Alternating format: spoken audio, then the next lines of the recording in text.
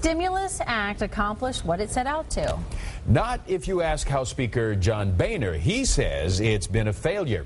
Mr. Boehner sat down with 9 News anchor Carol Williams a day after her one-on-one interview with President Obama. Carol is live in Washington with more for us. Carol? Clyde and Tanya, it is all about politics here in Washington. Today was the 2nd anniversary of the signing of the stimulus bill, and so that's the reason the Republicans are making that evaluation. After interviewing the president yesterday, today was my chance to get the other side from House Speaker John Boehner.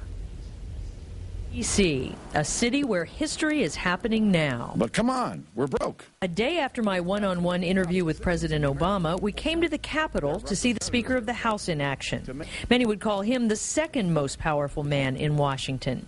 He's certainly busy these days and emphatic about what he believes. Read my lips. We're going to cut spending. But he made the time to sit down and talk with me. Mr. Speaker, how are you? About important issues for the tri-state, including a vote that could mean the loss of 1,000 jobs for our area. The House voted to kill GE's backup jet fighter engine. How disappointed were you in that? Well, I am committed to the House working its will. And the House worked its will yesterday. Doesn't mean I'm happy about it, but the House spoke. I think the 2nd engine for the F-35 is a very good investment on the part of the United States. And most importantly, I think it will save money over the first 10 years that we're in operation. This is going to go to the Senate now, and we're going to continue to work on this. In a case like this, do you feel a conflict between your job as the congressman from Westchester and your job as the Speaker of the House? No, I'm a big believer that the 2nd engine for the F-35 is the right thing for the country. But, you know, we've got 87 new Republican members. We've got 8 new Democrat members. A lot of these members have never dealt with this issue. And they made decisions yesterday to cut.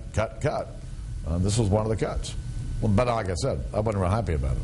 On the 2-year anniversary of the signing of the Stimulus Act, the Speaker says stimulus has been a failure. The President and his people said that when we sign the stimulus bill, unemployment will not exceed 8%. Well, it's at 9%, and if you look at the real unemployment rate, it's probably closer to 18%. The President said, when I sign this bill, it will create jobs immediately. It has not. This has been $900 billion or $800 billion of a Washington spending binge that's done nothing to create real jobs in our country. Mr. Boehner has criticized the President for not addressing entitlement reform. Social Security, Medicare, and Medicaid. We have to deal with it. The American people want us to deal with it. And I pushed the White House again last night. Let's start the conversation, and let's do it together. But you want to do it together. Would the Republicans want to go first? If the President won't lead, we will. The Speaker feels very strongly about budget cuts. He also feels very strongly about his background as a small businessman. And tonight at 11, we'll have his thoughts on a viewer question we asked President Obama, plus a little perspective from our visit to Washington. Clyde? Carol, before you go, you've talked about how tight security was at the White House. How about the Capitol?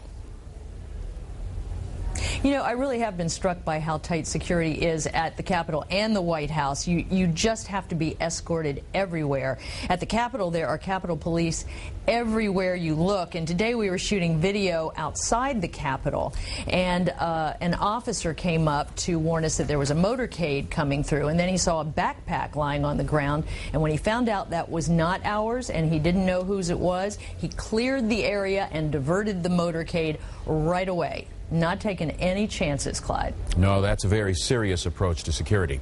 Carol Williams live for us in Washington tonight.